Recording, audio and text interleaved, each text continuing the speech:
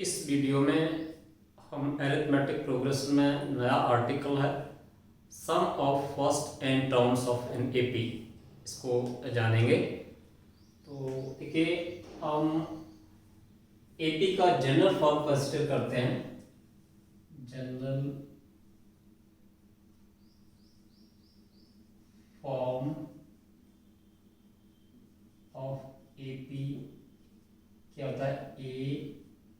A plus d, a plus 2d and so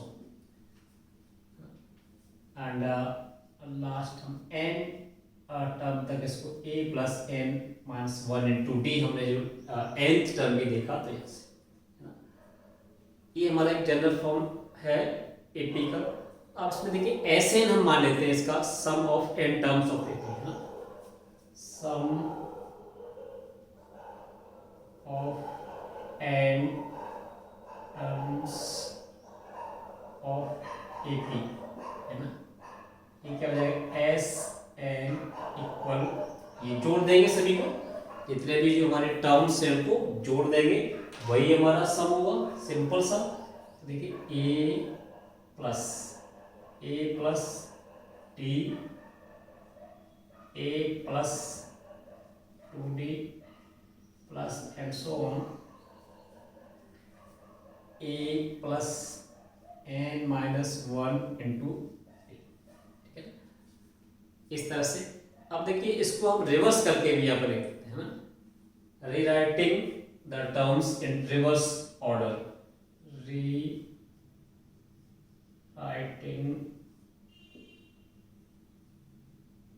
terms in reverse order, यानी हम S N यानी सम इस तरह से भी कर सकते हैं। ये लास्ट टर्म पहले ले लिया, a plus n minus 1 into d plus, इससे जो और इधर को लेफ्ट में जो टर्म होगा वो इससे एक लेस होगा, यानी a plus n minus 2 into d type का होगा प्लस एंड सो ऑन। और इस तरह से लास्ट में हमारा क्या होगा? सबसे लास्ट में होगा ए, और इससे पहले का होगा ये ए प्लस डी, लाइक दिस। हमने इसको रिवर्स करके जो टर्म्स हैं उनको लिख लिया। अब इन दोनों को जोड़ देते हैं हमें। इसको चलिए फर्स्ट मान लीजिए, this the first and this the second one. Now adding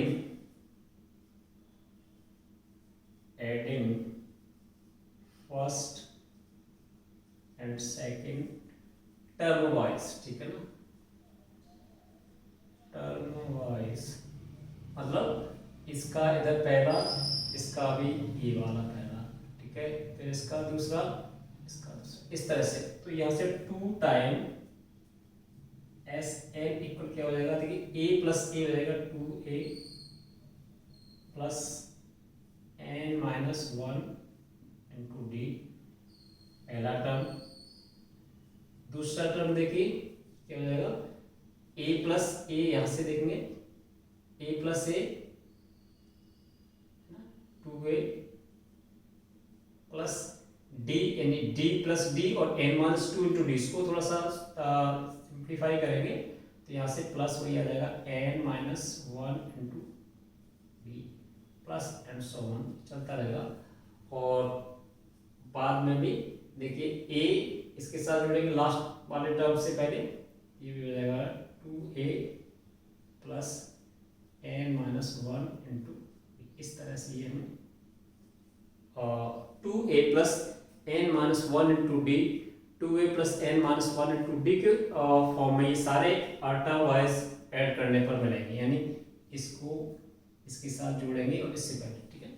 तो ये कितने बार आ जाएगा? क्योंकि ये टोटल नंबर हमारे n टर्म्स है, टोटल ये n टर्म्स है, तो n टाइम्स ये ऐड होगा, यानी ये जो नंबर्स आएगा हमारा n टाइम्स होगा, n टाइम्स, यानी प्लस प्लस। और सेम थिंग जब जितने बार प्लस की जाती है तो वो उस नंबर से मल्टीप्लाई हो जाती है। जैसे मैं कहूँ 2 + 2 + 2 10 टाइम्स हो तो क्या करेंगे? 2 × 10।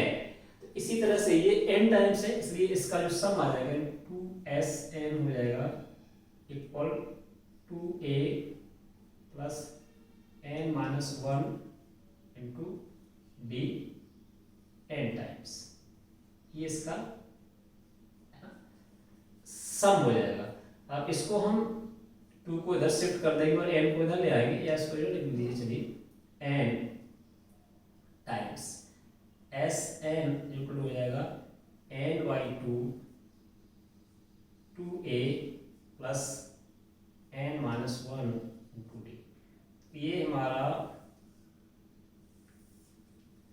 सम of first n terms of an AP निकल करके आ जाता है, ठीक है ना, जहाँ n वही नंबर ऑफ टर्म्स, a और d वही जो हमारे फर्स्ट टर्म और कॉमन डिफरेंस होते हैं। अब इसको देखिए फर्दर, इसको थोड़ा सा और करते हैं, देखिए further we can write this Sn, write it कैसे लिख सकते हैं, Sn इक्वल n/2, इसको 2a को ब्रेक कर दीजिए, a plus n-1 into d, यानी this is separated from this, okay.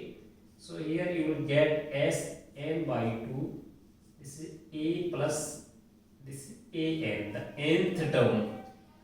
So this another relation you get in various parameters regarding to the AP. The sum of the first n terms of AP is equal to n/2, the number of terms divided by 2, bracket the first term plus the nth term, है ना। Now if any AP has the n term, only n terms, तो इसको देखिए an हमारा क्या हो जाएगा, last term हो जाएगा ना। नाउ इफ आगे इसको और थोड़ा, if AP has n terms, तो जो nth टर्म है वो क्या हो जाएगा, a वो लास्ट टर्म भी हो जाएगा ना, an हमारा किसके बराबर हो जाएगा, लास्ट टर्म के, है ना। तो इसमें हम an की जगह लास्ट टर्म के इक्वल a रख देंगे। If any AP has n terms, that is the an equal क्या हो जाएगा, n द लास्ट टर्म, है ना, n द लास्ट टर्म, है ना, द लास्ट टर्म, है ना। तो यहाँ पर हम Sn इक्वल टू लिख सकते हैं n/2 a प्लस n,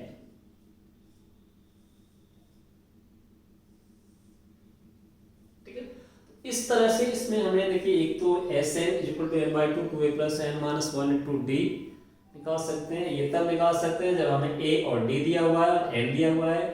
इसका हम यूज तब कर सकते हैं जब हमें d नहीं दिया हुआ है, इसका nth टर्म दिया हुआ है ना। Sum of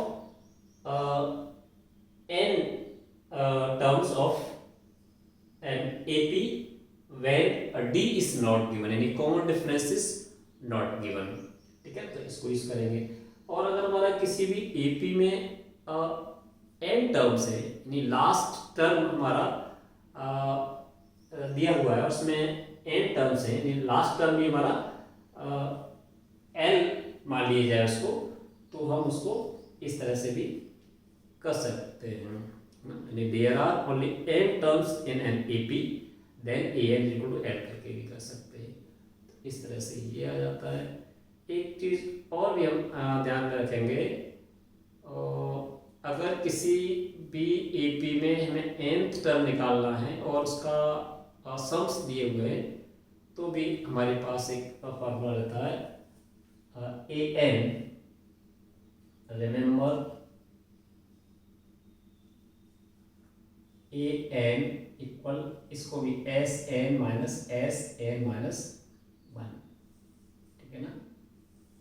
nth term of an AP is equal to the sum of n terms minus the sum of n minus 1 terms। इस तरह से भी निकाल सकते हैं। एक और इसमें हम चीज देखते हैं, arithmetic mean of two numbers. देखिए चीज और देख लेते हैं। Next arithmetic mean of two numbers.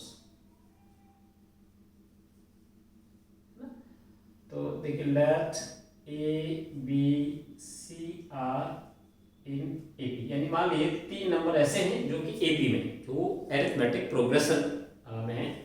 तो देखिए यहाँ से हम क्या लिख सकते हैं, that is b minus a equal हो जाएगा सी माइनस बी।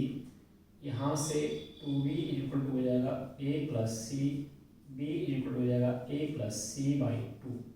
तो यहाँ जो b है हमारा है ना, b is called the arithmetic mean, arithmetic mean of a and c।